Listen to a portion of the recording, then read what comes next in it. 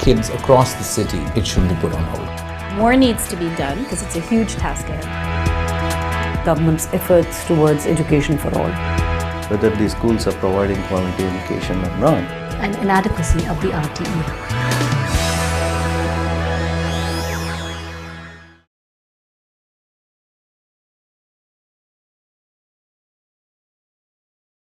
See, low-cost private schools or affordable private school, as we call it, manifests the quintessential entrepreneurial trait of providing services to a demand-driven consumer with an additional value at every price point.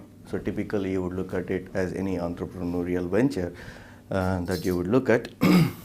So these are the schools that are targeted at the low-income communities where for various reasons the respective parents have made the decision to pay for the education. So they have a demand within the consumer network, that is the parents, and these schools are meeting those demands. So a typical profile of an affordable private school is a school which has an enrollment of anywhere from about 300 to 500 students. Fee range of anywhere from 300 to 500 rupees. At least among the schools that we have assessed in Hyderabad, we have seen that more than 70% of the schools have enrollment less than 500 and more than 85% of the schools have an average fee of less than 500 rupees. And then they have a typical student-teacher ratio which is quite healthy of about 25 students per teacher. And typically these are all like teachers who have about 4 to 6 years of experience of teaching, and they stay in a school for anywhere from 2 to 4 years. So that's pretty much a profile of what an affordable private school is. In terms of academics, these are mainly English medium schools, so that's one of the key draw among the parents in terms of why they prefer a private school versus free education available in public schools. Probably this is also one of their unmet demand which these affordable private schools are fulfilling. Schools can vary from anywhere from having just a pre-primary, primary, as well as having the secondary schools, though we have seen that as the enrollment size grows beyond 500 and as the school's existence goes beyond 5 to 10 years, we see more of secondary education existing in these schools as well. See, the key about these schools is, like my team always says, they're nimble, they're entrepreneurial, and they are accountable to the fee-paying customers.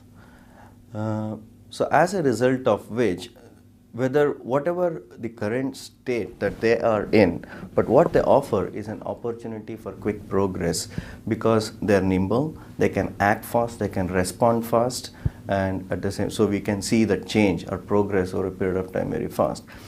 And we don't have to answer this question of what is their role for quality, because it's the fee-paying consumers who would decide whether these schools are providing quality education or not, and they will decide whether they want to spend their hard-earned money on these schools or not. So, so that's what these schools are doing in terms of. And other than that, like for example, let's say parents have interest in the fact that their children needs to be trained on computer education, right?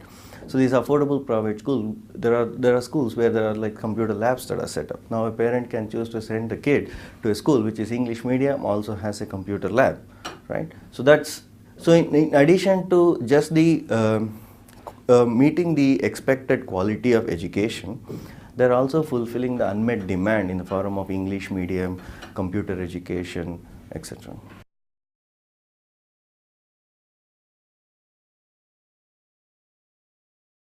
Well, typically when we talk about our ecosystem, we can broadly classify them into 4 groups. One is, of course, I'm keeping the schools themselves in the middle. So other than that, there are 4 groups. One is we're looking at the parents themselves. So to make them a contributing stakeholder into the ecosystem, what needs to be done is to set quality standards and make information regarding these standards and school performance available to them so that they can make informed decisions. So, and we can fill the information gap. So that's the first thing with respect to the parent as a stakeholder. And of course, they need to be educated as well in terms of alternate ways of measuring performance in schools rather than the current proxies that they use. And then we have the policy makers, right? So, well, they're also a key part of this ecosystem. So what policymakers needs to do is to probably think about, can we build an accreditation for these schools and build a graded system of schools and recognize schools based upon the outcome rather than the inputs. And three, we have the solution providers. So when I say solution providers, we have social enterprises, products and services.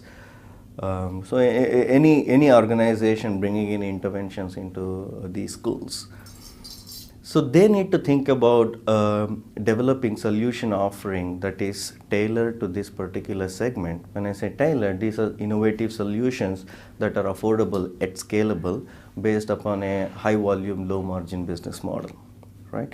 So they need to develop these solutions to make this ecosystem strong enough. And finally, the fourth is the investors and the donors.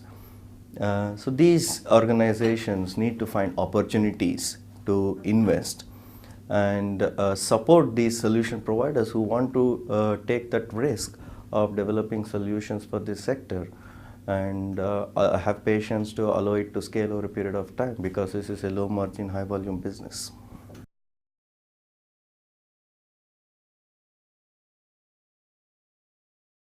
There are no standards that exist within the marketplace, so parents are not able to the whole I mean, even to take a step back, like I said earlier, we want the market to decide whether the schools are delivering quality or not.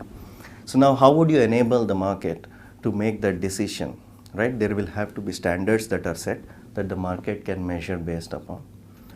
Then there have to be an information flow that the schools are analyzed for their performance, and this information on these standards is made available to the target community, which we saw is not existing at this point in time. So as a result of which, maybe though people are using right parameters, but they're not measuring these parameters in the right way, and as a result of which probably they're not able to decide which is a good performing school and which is a bad performing school. The idea of ratings is to set these standards, fill this information gap, and provide create transparency and accountability within the system such that market can drive the quality improvement in these schools.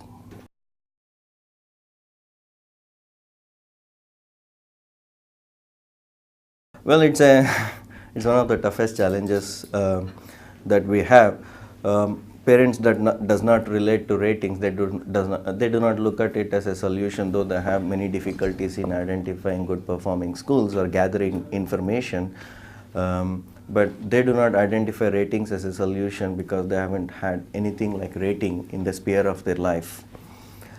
So we tried many things. We tried to check with them, like, how would they compare different service providers when they make the decision. We looked at drawing parallel from hotel ratings, etc., but nothing really appeals to them. But what really stuck with them is something called as a school report card, because these parents are aware that their students, or rather their kids, get a report card from the school, which is a student report card.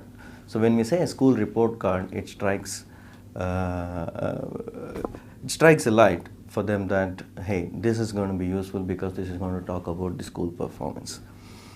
So our idea is to have two forms of school report. One is individual school specific, so which will be designed and given to the specific schools so that they can share it with the parents who visit the schools.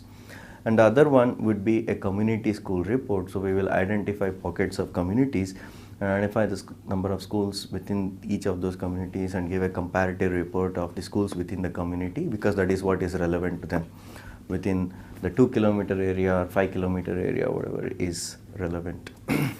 So we are in the process of designing these ratings. We did an initial parent market research to understand the parent mental model, how do they make decisions, what is a meaningful way to share this information with them, do they perceive a gap in information like we perceive. But the next stage is to design the program as to how do we disseminate this information to the public and how do we receive feedback and monitor it. So which is what we are going to do in the next 1 year.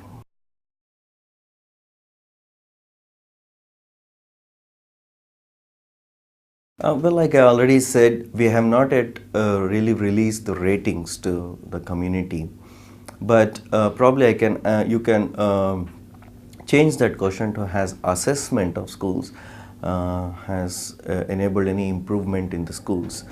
Though we have this as part of the assessment, we provide a detailed assessment report to each of the schools, though we have not quantified it in the form of ratings and shared it with the community of either schools as well as parents. So certainly assessment has delivered a lot of results. One, school are increasingly aware of what are the different pieces of the puzzle that goes into a school management. They come back to us increasingly asking us, well, it identifies areas of improvement, but can you also help us? How do we improve?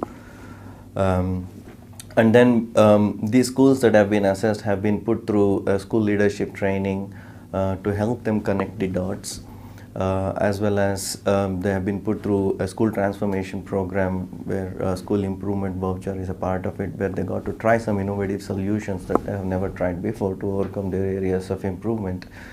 And now what is making us increasingly happy is that schools are trying to pitch in their own money in addition to the voucher that is being given by GMC to bring in solutions to help themselves within the school. So that's a good start. And then there are a lot of schools who are now approaching us by themselves, asking us, can they get assessed, right? That's also another good start.